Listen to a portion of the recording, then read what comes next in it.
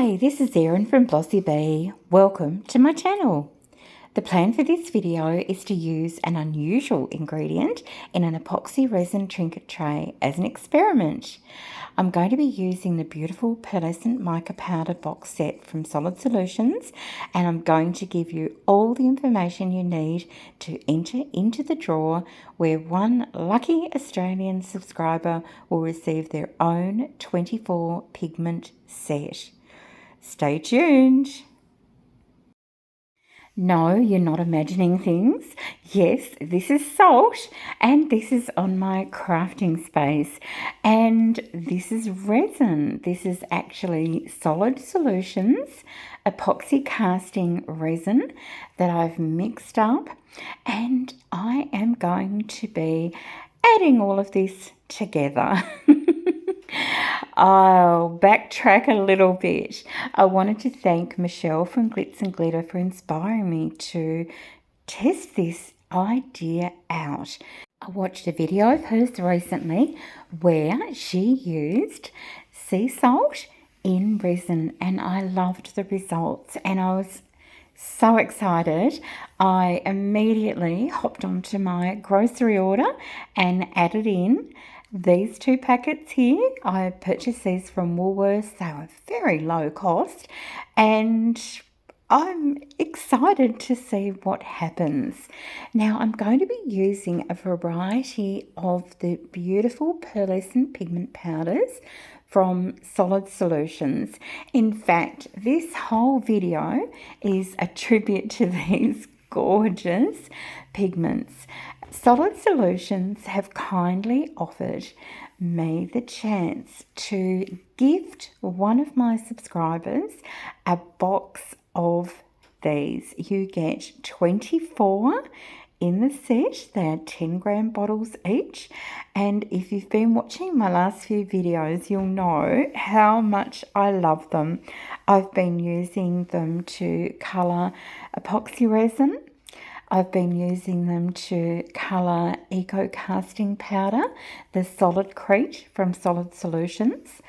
Off screen, I've also been using them to colour the Polyurethane resin from Solid Solutions, and I've also tinted some UV resin with them as well. They're also fantastic for any of you who enjoy making soaps or candles or any fluid art, and I can highly recommend them. So I will tell you towards the end of the video how you can enter to win this box delivered to your Australian address. And I just know that you're going to love them as much as I do. So I've really tried to take my colour inspiration today from the pink salt, and I'm seeing gorgeous tones of a very muted pinky brown, sort of a coral colour, and so I've blended colours together, which is so easy to do with these pigment powders, and I've come up with what I think is going to be the perfect mix. Now I'm going to pop a little bit of resin into a cup, and then I'm going to add in the sea salt. I'm not using a lot of resin. I don't want to completely swamp it. I want it just enough so that I can stir it and get all of the grains covered in resin, but as I said, not just too much resin. So then I'll pop those to the side to continue soaking. And now I'm going to use this absolutely beautiful powder from Just Resin. I want to make up a beautiful little batch of very bright white pigment that I can use just to bring out the colour of the white salt. and it's called Snow White. It's a very fine dust, so you do need to be careful. Of course, I'm wearing full protective gear, so you don't want to be inhaling any of the little fine particles. And I've also turned my mold over because, oh my goodness, these go everywhere. When I'm happy with the consistency of this mixture, I give my tray a spritz. Now this is a large oval trinket tray, and I'm using that because I really wanted to have enough space to show off the different colours of the salt and to see their effect.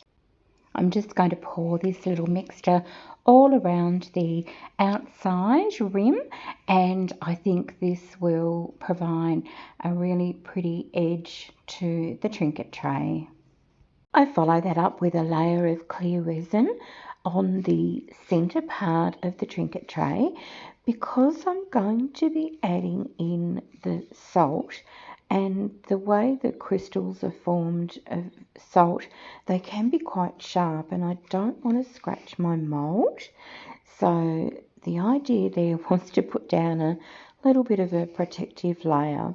And so now I'm making up another little pot of white, and this is going to be to provide a little accent alongside the coloured resin, and just try and highlight that white again. I'm going to layer in horizontally all of the different mixtures. So I've started off with the coloured resin, then the white salt, then a little tiny strip of the white mixture, then the tinted mixture and white again, and now this is that gorgeous pink salt, and then I repeat that little ribbon of separation.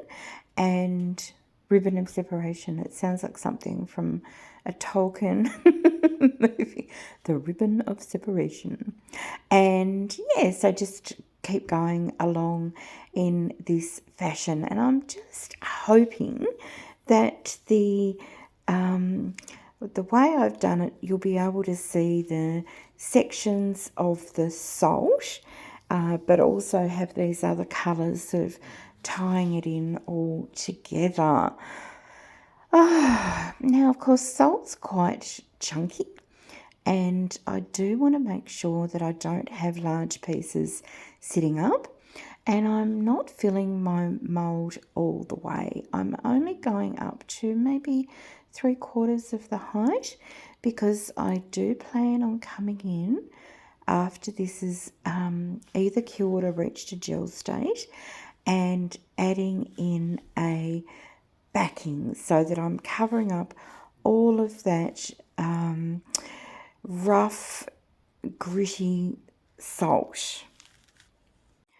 I've made up way too much of everything, and so to use up the extra, I've got two little gorgeous, I call these the 2D bird with heart mould on my mould inventory sheet, and I'm going to do exactly the same process. So I'm adding in a little bit of clear resin to the bottom, knowing that I'm wanting to avoid the salt directly touching the mould. And then I'm just going to try and horizontally layer in these colours and do the both at the same time. So trying to, make them look similar. So this far into the process, I'm finding the salt super easy to work with. It's just like working with a glitter mix, but it's got that excitement for me that it's a natural ingredient, and I'm just so excited to see how it turns out. I don't think there's any issues with salt deteriorating in the resin, being that salt itself is often used as a preservative. So it'll be fun to check in on these pieces a little bit further down the track and just see what happens. But at the moment, it's all looking good. And I still had even more left over. And so I've got out this little either candle holder or little succulent holder. And I'm going to be layering in all of these mixtures into this one as well. I've put down a layer of clear resin first, and I've decided I want him to have little white ears, but then the rest I don't really mind. So I'll just go through and use up all of the resin and get all the pieces popped in there. I'm starting to think about what colour I would like as the backing for all of these pieces. And I think I want to do sort of a pearly white. I think that would be super pretty. So these are going to all need that backing. And I'm going to wait at least 12 hours. You really want to make sure that your resin has reached a gel state. Oh, now that's right. Look at this. I remember in Michelle's video, there was a point where she actually just sort of sprinkled in some salt, and I wanted to try that. I don't really know what the difference is visually with this, whether you see it better or not, but it is really just like adding stones in to bring up the level of the resin, you know, if you've done that little trick before. And it's also it sinks quite well and just sort of gets covered up by the resin. So yeah, I think that's an equally viable technique. The only thing is I wouldn't really want to do it if I was close to the edge of the mould, because again, I don't want to scratch my moulds. While those pieces are curing, let's talk giveaway. So this is everything you need to know to enter to win this amazing box of 24 mica pigments from Solid Solutions. So very simple. You just need to be subscribed to my channel, and then you need to leave a comment on this video. Include the word mica, M-I-C-A, and your 4-digit Australian postcode. So Solid Solutions will post this to any winner in Australia. Now, if you don't live in Australia, but you know someone who does, who you would like to gift this to if you're the winner, you are very welcome to enter on their behalf as well. I've decided to extend the period you have to enter as well, and I'm going to be drawing the winner at random next week. It'll be Wednesday the 4th of February at 9 p.m, and that is my local time, which is Tasmania, Australia. I know that whoever wins this lovely set is going to appreciate it as much as I have, and I wanted to thank Solid Solutions for providing this amazing prize for one of my subscribers. And of course, if you go on to the Solid Solutions website and you use the code BlossyB at checkout, you can get a discount off your orders. All right, time to see what we've got. So these pieces are actually fully cured now. I left them for nearly 24 hours, and so it is time to mix up the backing for them. And so I'm using that gorgeous pearl white mica powder with some more of the casting resin, and adding in a little bit of that snow white for some extra sparkle. And I'm just going to pour that over the back of the pieces, and I know that that will give me a really lovely smooth base to all of them and cover up any of the little pieces of the salt crystals that might be popping out. And yeah, I think it's going to look really pretty. I did have some resin left over and I decided to use this super cute little elephant mold, and I'm adding in some sweet pea pink to this pearl white mixture, and I think that it's going to look very sweet. So, oh, sweet pea. But yes, so it was a good use of the extra resin, and I do love this little elephant. They sit up so they can be like a little ornament on a bookshelf or something, and they're very sweet. I am so excited to see what these look like. I'll demold a little extra first, and unfortunately I'm not going to be able to show you this elephant at the end because I gave it away to somebody. So I've very recently had the exciting news that a local cafe, which is actually owned by my very dear friends, is stocking my products, and a lady came in and bought quite a few things, and she was my first ever customer from the shop. So I gave her this as just a little gift to thank her for that. So I'm hoping she's enjoying it, but that's the reason why you won't see it at the end of the video. It's gone off to its new home. Okay, so let's have a look at the first of the items that have got the salt mixture in it.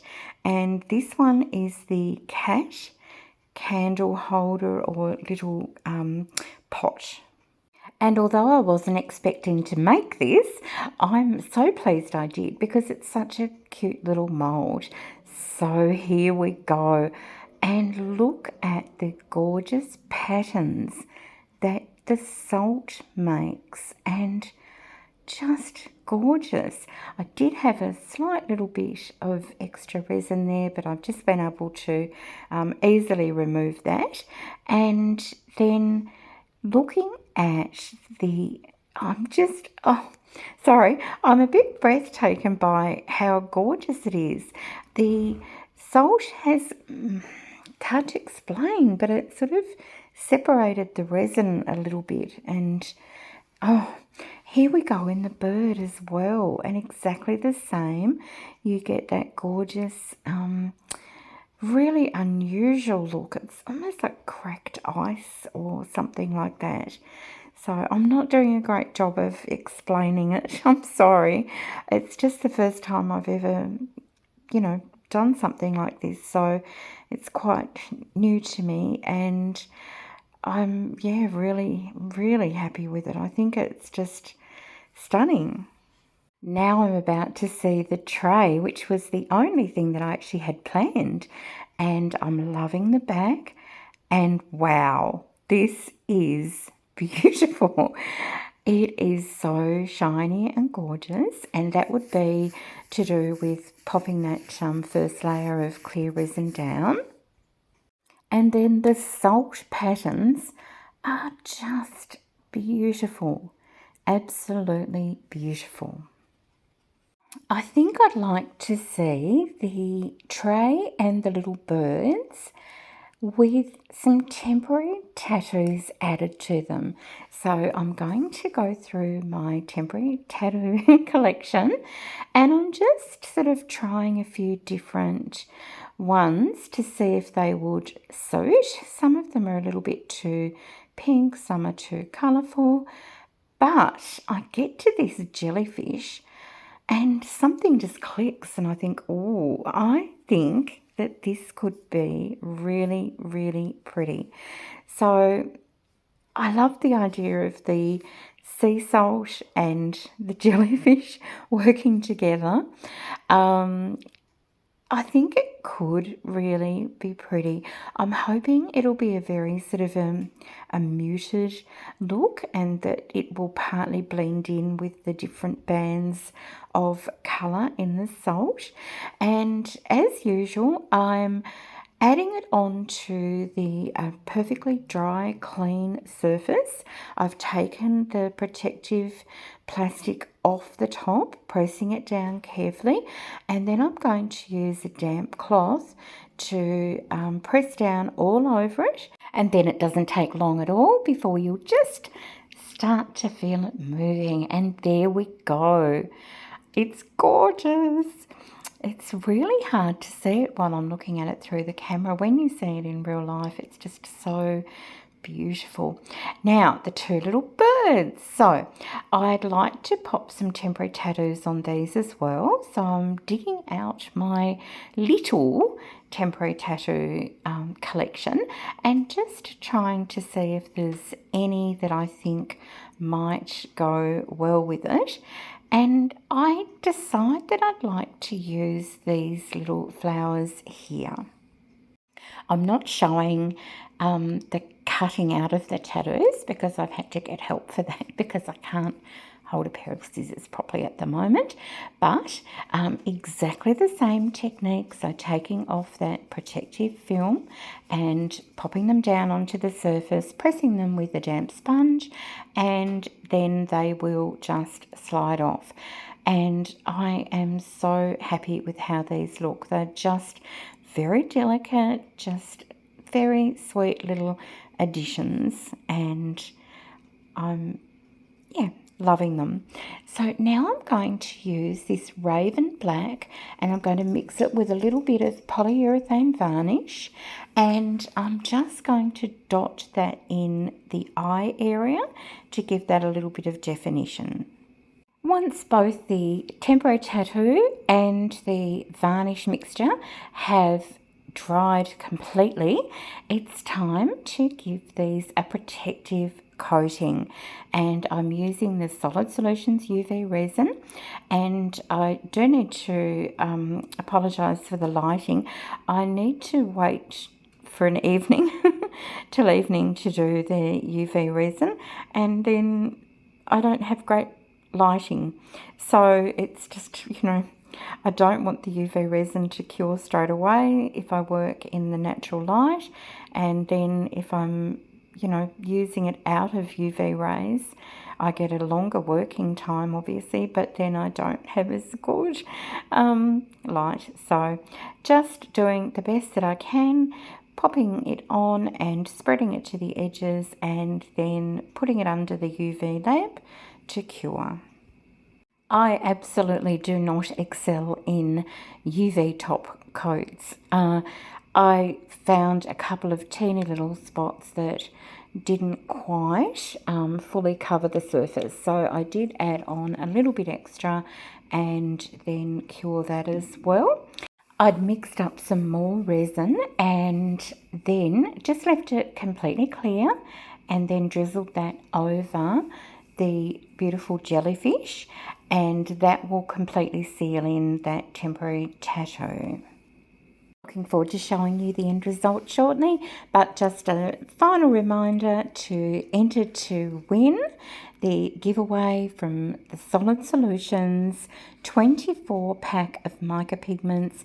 Just subscribe to my channel, comment on this video, include the word mica and the 4-digit Australian postcode, and that is running for the next week. So let's have a look at our beautiful pieces. I am thrilled with the result. This salt looks gorgeous. It is such a beautiful contrast to what I'm used to seeing, and it just adds something very magical, and I would definitely try this technique again. Really happy with this. I absolutely love the bonus little pussycat. I think that those markings that the salt have left just look like texture on a cat's fur. I'm so pleased that I was able to make this one. And then here are the two birds, And again, I just think they look really lovely. The salt has added such a unique texture to them. And of course, those little temporary tattoos have added a little bit of extra something as well. So happy to have done this experiment. Let me know in the comments what you think. Have you tried this technique yourself, or might you try it in the future? And of course, don't forget, after you've commented, don't forget to add in that word mica and the postcode. Thank you so much for spending this time with me. It's such a joy to know that I can share my crafting, and I'm excited to work on my next video for you, and I'll see you then. Bye for now.